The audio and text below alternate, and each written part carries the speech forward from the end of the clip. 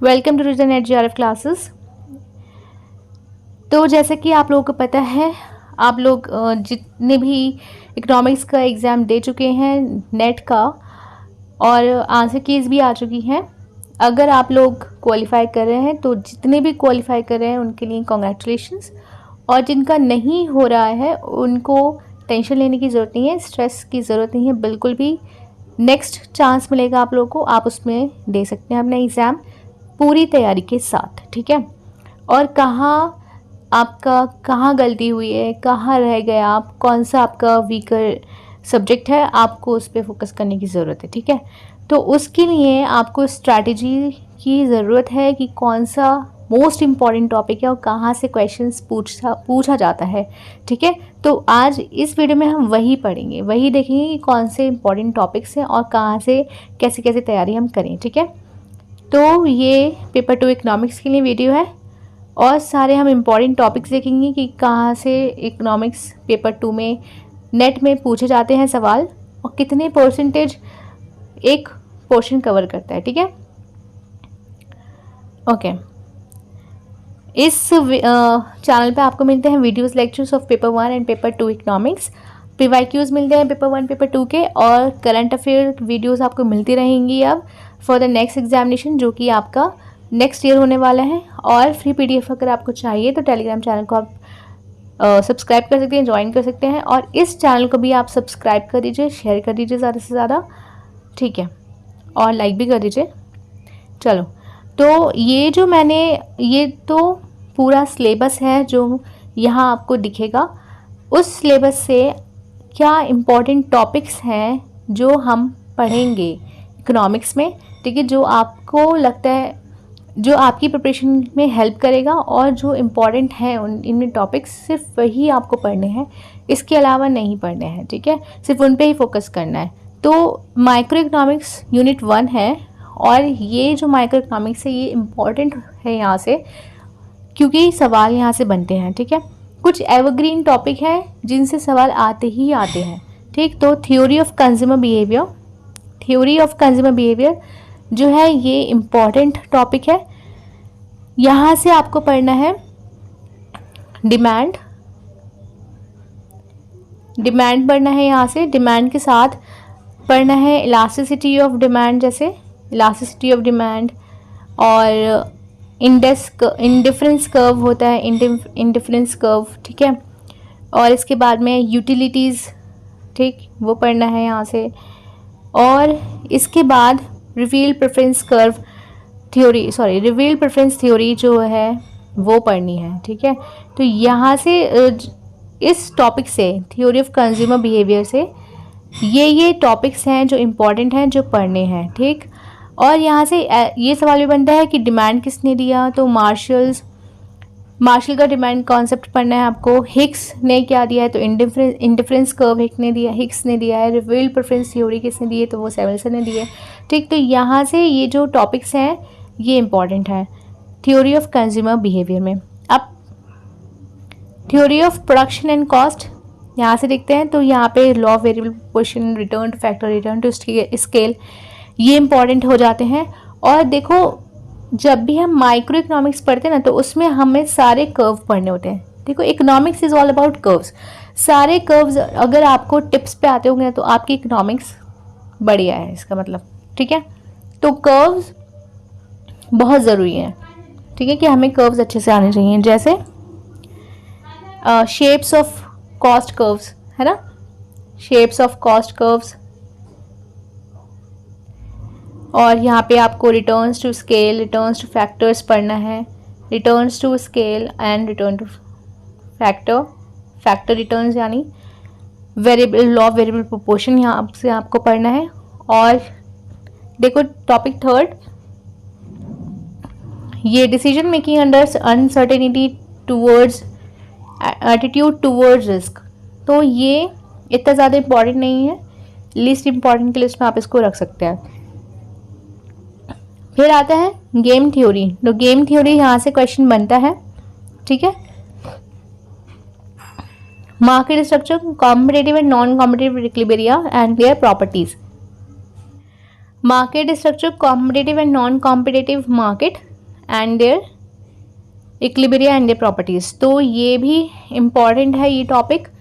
यहाँ पे आपको सारी मार्केट्स पढ़नी है, perfect competition, monopoly, monopolistic, competitive markets, ये सब कुछ, ओलिगोपोली, ये सब कुछ आपको पढ़ना है। इनके अच्छे से कर्व्स करने हैं, ठीक है। फैक्टर प्राइसिंग, ये ज़्यादा इम्पॉर्टेंट नहीं है। Market structure is very important. Theory of consumer behaviour important, theory of production, यहाँ से आपका मार्केट स्ट्रक्चर, ठीक है। फिर इसके बाद में जनरल इक्विलिब्रियम एनालिसिस, ये भी इम्पॉर्टेंट है, जो मैं अंडरलाइन कर रही हूँ वो इम्पॉर्टेंट है। Efficiency criteria, Pareto optimality, Kaldor, Hicks and wealth maximisation, ये भी इम्पॉर्टेंट है। वेलफेयर इकोनॉमिक्स फंडामेंटल थ्योरम, ये इतना ज़्यादा इम्पॉर्टेंट नहीं है, ठीक है। तो ये लीस्ट इम्पॉर्टेंट की लिस्ट में आपको इसको रखिए, बट आपको ये यहाँ से, ये नहीं है कि बिल्कुल स्किप करना है, यहाँ से आपको पढ़ना है, ठीक है। थोड़ा थोड़ा पढ़ना है लेकिन स्किप नहीं करना है इसको, ठीक है। तो asymmetric information, adverse selection and moral hazard, ये आपको देखना है थोड़ा थोड़ा। बट जो टॉपिक्स आपको बहुत ज़्यादा फोकस करने की ज़रूरत है जिन पे, वो है theory of consumer behaviour, theory of production and cost, market structure, general equilibrium analysis और efficiency criteria, Pareto optimality, Kaldor Hicks के का है ये, इसको भी पढ़ना है, और वेल्थ मैक्सिमाइजेशन, ठीक। इसके आगे यूनिट 2 आता है अब हमारा मैक्रो इकोनॉमिक्स।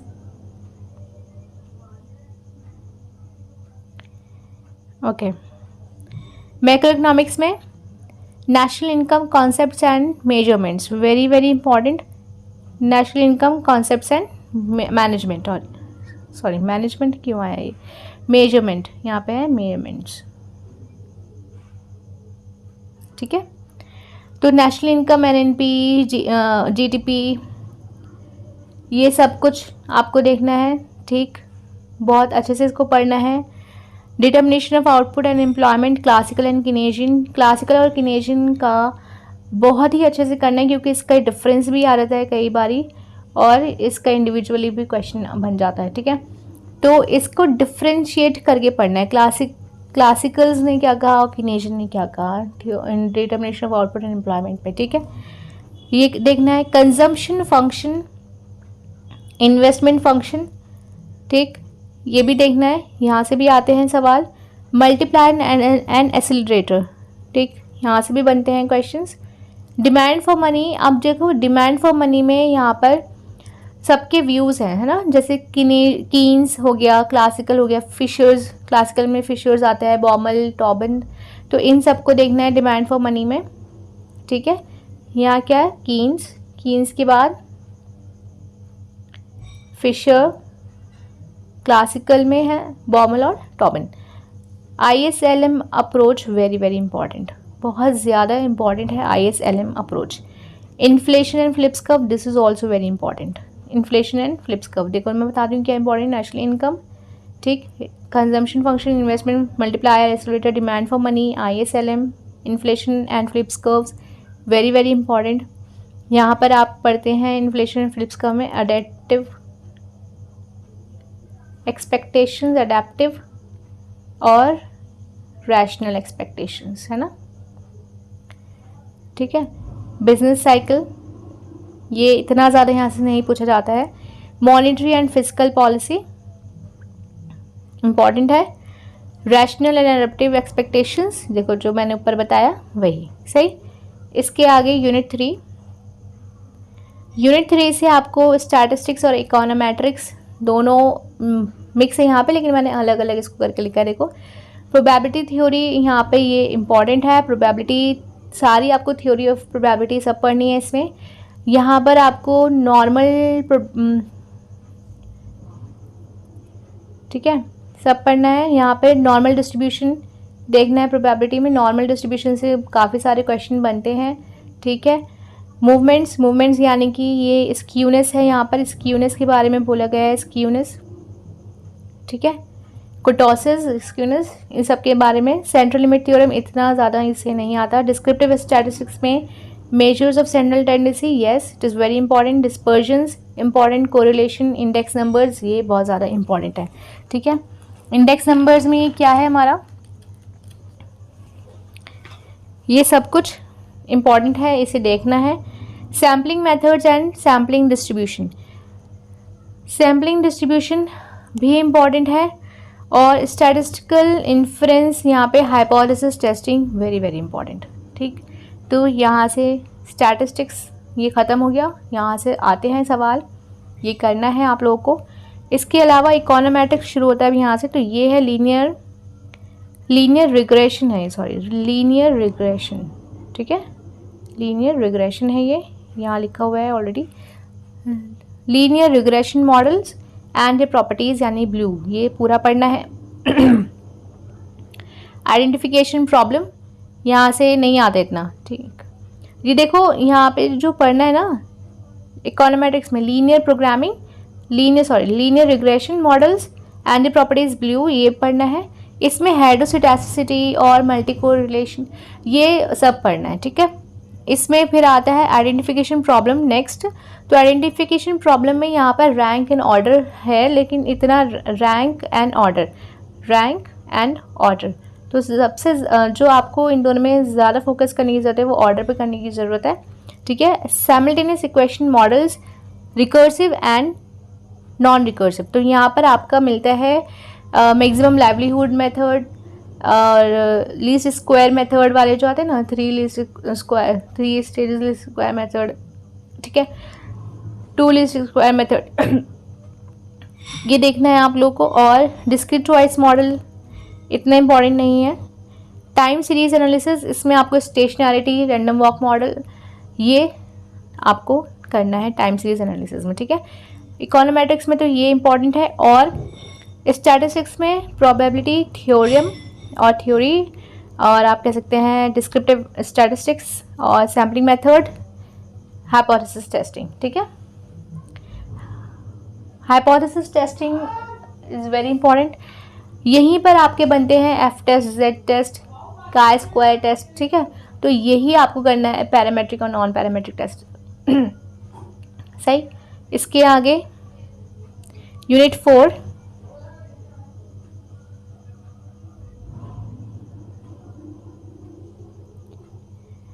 4 से है आपका मैथमेटिकल इकोनॉमिक्स। मैथमेटिकल इकोनॉमिक्स में आपका sets, function, continuity, sequence, series नहीं इम्पॉर्टेंट है।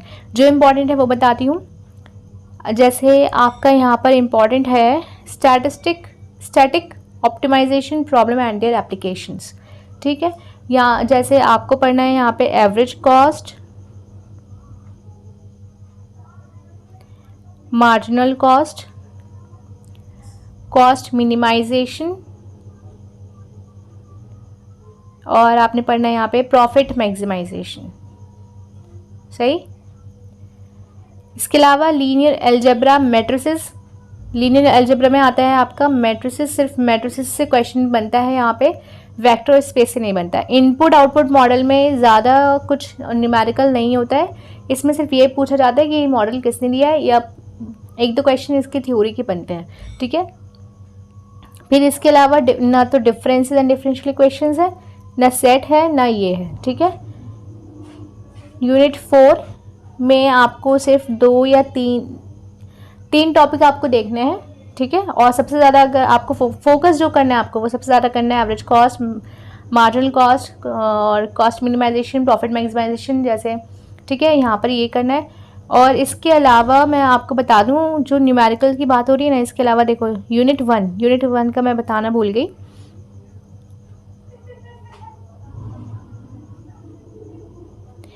यूनिट 1 माइक्रो इकोनॉमिक्स में आपको यहाँ पे बताया था मैंने कंज्यूमर बिहेवियर में बताया मैंने आपको डिमांड है ना, तो इलास्टिसिटी ऑफ डिमांड से भी न्यूमेरिकल बनते हैं, इलास्टिसिटी ऑफ डिमांड से न्यूमेरिकल बनते हैं आपके, और दूसरे न्यूमेरिकल आपके बनते हैं कंज्यूमर सरप्लस से। ठीक है, न्यूमेरिकल पोर्शन है यहाँ पर न्यूमेरिकल पोर्शन है थोड़ा सा, तो इलास्टिसिटी ऑफ डिमांड से आपके बनते हैं क्वेश्चन और कंज्यूमर सरप्लस से बनते हैं। ठीक है, तो इस बात का आपने ध्यान देना है, जब भी डिमांड पढ़नी है आपको, इलास्टिसिटी ऑफ डिमांड पढ़नी है, तो ये जो न्यूमेरिकल पोर्शन है ये भी आपको करना है। ठीक है,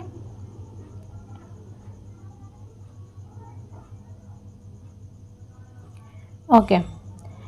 यूनिट 5 इंटरनेशनल इकोनॉमिक्स। तो इंटरनेशनल इकोनॉमिक्स में जो इम्पॉर्टेंट है, theories of international trade is very important. सारी थ्योरीज करनी है आपको इंटरनेशनल ट्रेड की, जैसे लियोन्टिफ है ना, लियोन्टिफ और Samuelson Stolper, opportunity cost, comparative theory, absolute theory और factor reversal theory, Heckscher Ohlin theory, ये सब आपको सारी थ्योरीज करनी है। ठीक, इसके अलावा BOP is very very important. Equilibrium and disequilibrium इसमें एडजस्टमेंट करने को आता है, ये भी आपका बहुत इंपॉर्टेंट है।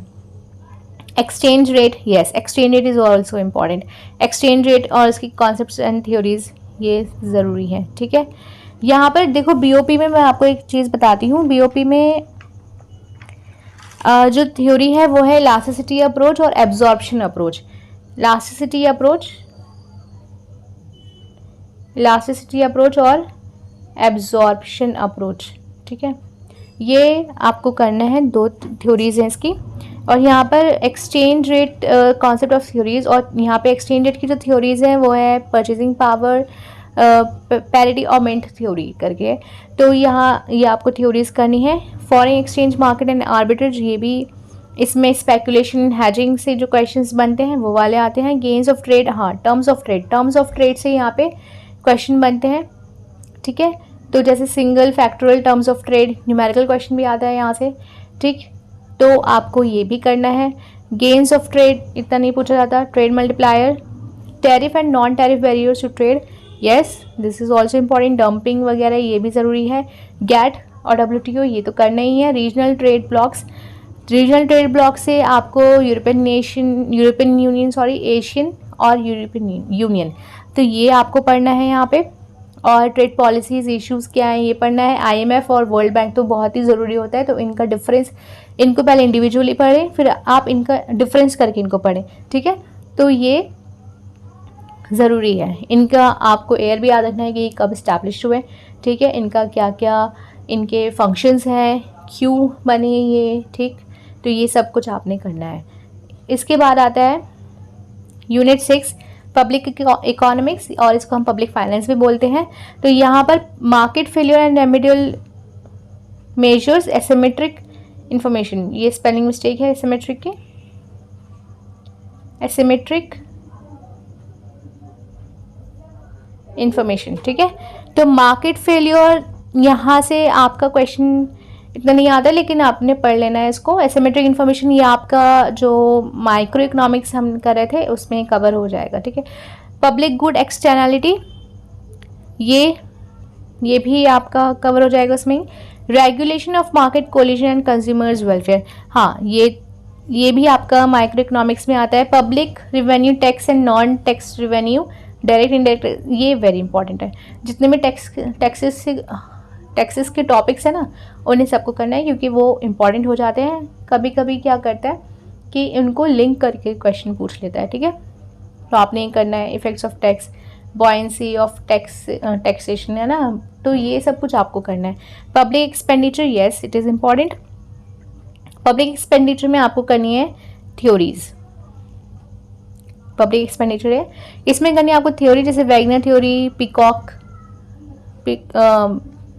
थ्योरी, पिकॉक वाइजमैन थ्योरी, और इसके अलावा आपकी कोलिन क्लार्क की थ्योरी है। ठीक है, तो ये सारी थ्योरीज आपको पब्लिक एक्सपेंडिचर में कवर करनी है, very important. Public debt and it's management, तो यहाँ से वैसे कोई क्वेश्चन नहीं पूछा गया है, नहीं करना इसे। ठीक है, public budget is important and it's multiplier, yes it is also very important. हाँ, और physical policy and it's implication, ये तो आप पढ़ ही लेंगे मैक्रो इकोनॉमिक्स में। ठीक है, इसके अलावा यूनिट 7 में है मनी एंड बैंकिंग।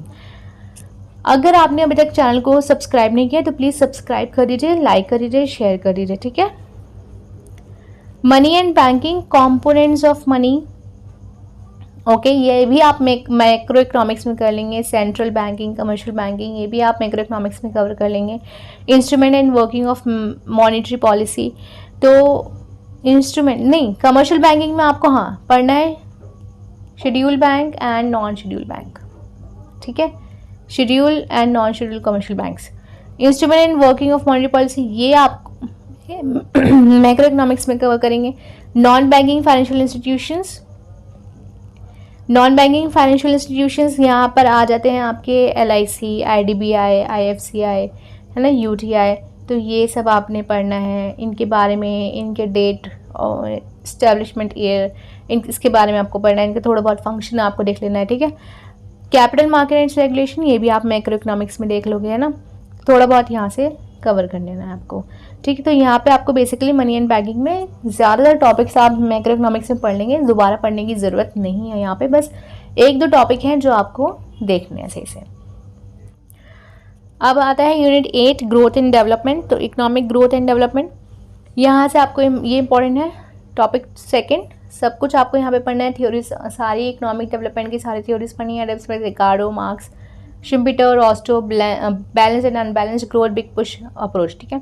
इसके बाद मॉडल्स पढ़ने हैं इकोनॉमिक ग्रोथ के, हेरोटॉमर, सोलो है ये, ठीक है, और रॉबिन्सन, कैल्डर।